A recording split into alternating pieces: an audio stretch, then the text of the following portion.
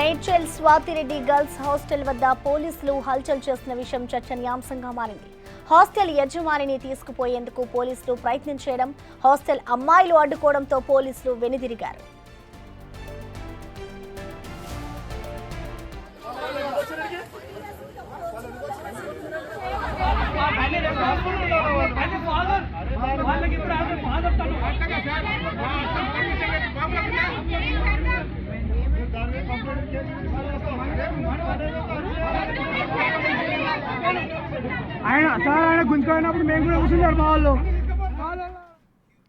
మేడ్చల్లో ఓ girls hostel పక్కనే function hall ఉంది.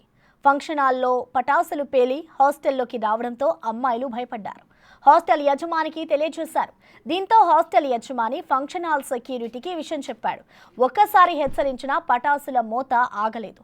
తనిఖీల్లో భాగంగా అటువైపుగా వచ్చిన ఎక్సైజ్ పోలీసులకు హాస్టల్ యజమాని ఫిర్యాదు చేశాడు.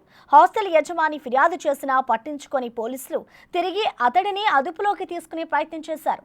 దీంతో హాస్టల్ అమ్మాయిలు ఒక్కసారిగా అడ్డుకున్నారు. ఓ వెనక్కి తగ్గిన పోలీసులు అక్కడి నుంచి వెళ్లిపోయారు. ఈ విషయం ఇక్కడితో ఆగలేదు.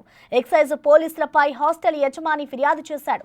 మరోవైపు ఎక్సైజ్ పోలీసులు కూడా హాస్టల్ యజమానిపై పోచారం ఐటీ కారిడార్ పోలీసులకు ఫిర్యాదు చేశారు.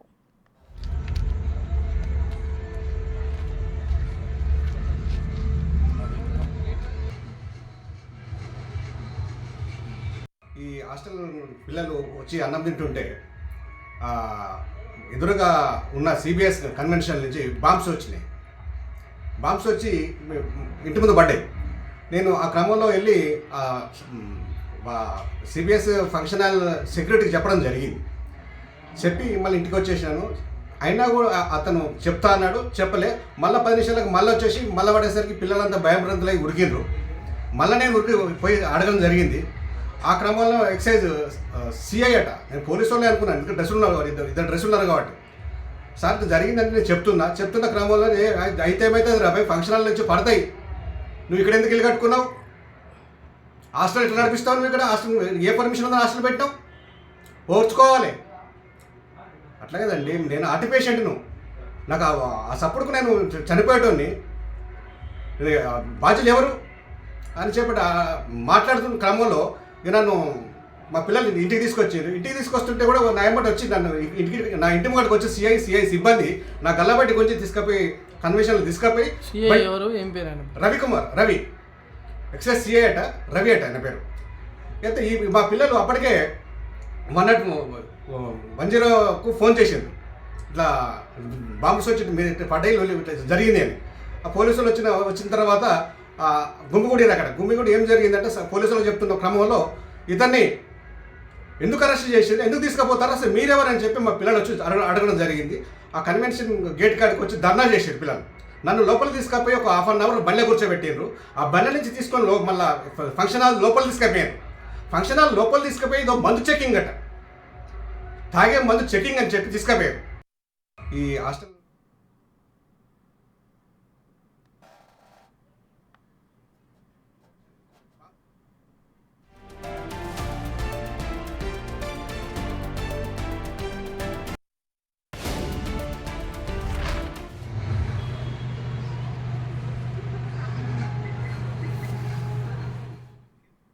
మేడ్చల్ స్వాతిరెడ్డి గర్ల్స్ హాస్టల్ వద్ద పోలీసులు హల్చల్ చేసిన విషయం చర్చనీయాంశంగా మారింది.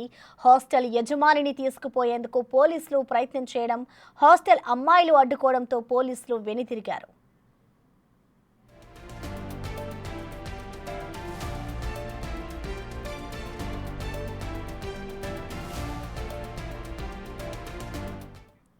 మేడ్చల్లో గర్ల్స్ హాస్టల్ పక్కనే ఒక ఫంక్షన్ హాల్ ఉంది.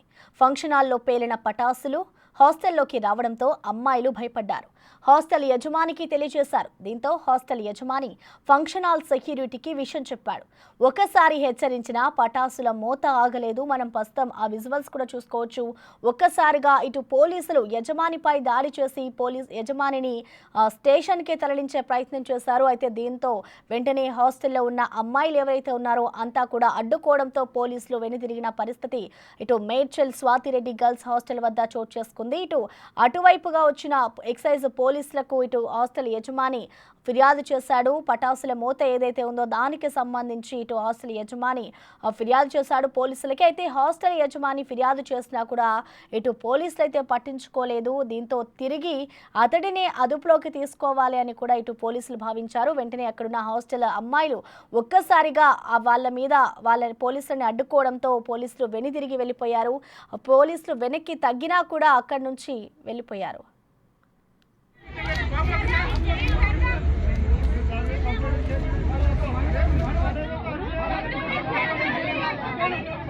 ఆయన గుంజుకున్నప్పుడు మేము కూడా కూర్చున్నారు మా వాళ్ళు